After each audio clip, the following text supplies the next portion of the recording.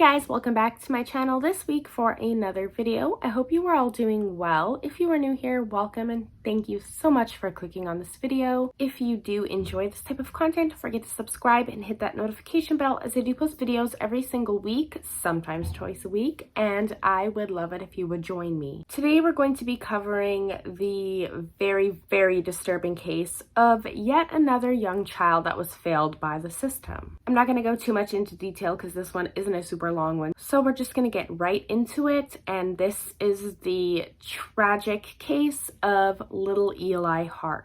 On May 20th of this year, the police pulled over a suspicious vehicle that was driving on the rim with its back windows smashed out.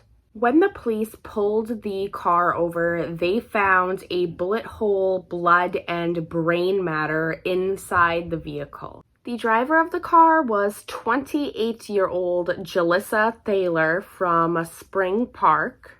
There was also an unnamed individual in the car, and I'm not 100% sure at this time who it was, but I am thinking that it was her boyfriend.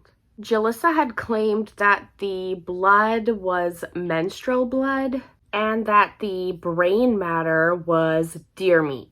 Like, girl, where are you hunting a deer at this time of year? Now, despite all of the human tissue in the car and even the blood everywhere, Jalissa was released from the scene and even driven home by a police officer. However, they did have enough to impound her car, and that's exactly what they did.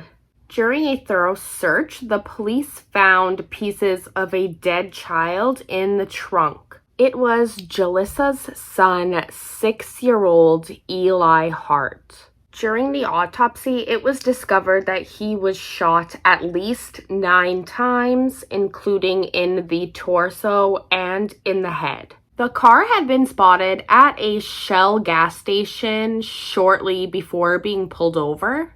The police had found backpacks, bones, and brain matter in the gas station garbage cans. When the police went back to Jalissa's apartment to arrest her, she was already gone. They had found the clothes that she was wearing at the traffic stop in the washing machine. She was later found and taken into custody, and her boyfriend, whom I assume was at the traffic stop as well, was also taken into custody in relation to the crime. Jalissa was reportedly very cold and impatient during the investigation and was refusing to sit in the squad car. She had recently been awarded full custody just days before Eli's death.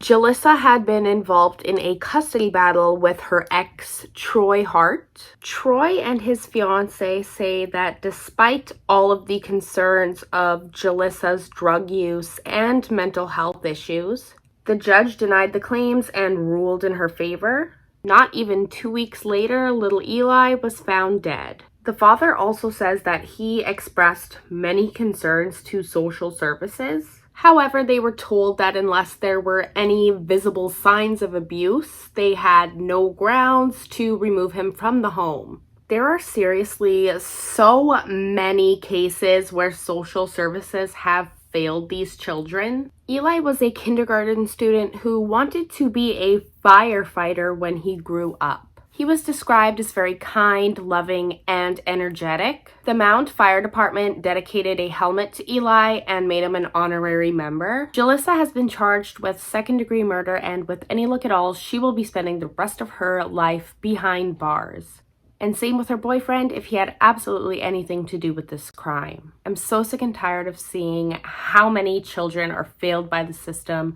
It's time to make a change. And with that being said, guys, that brings us to the end of this case. It was a really hard one for me to get through, so I hope you guys did enjoy this one. Let me know in the comments below what you think of this case. Let me know if you have any case suggestions in the comments down below, and I will do my best to research those and get them up for you. Thank you so much for joining me today for this video. I really hope you guys do have a wonderful week, and we'll see you guys in my next video.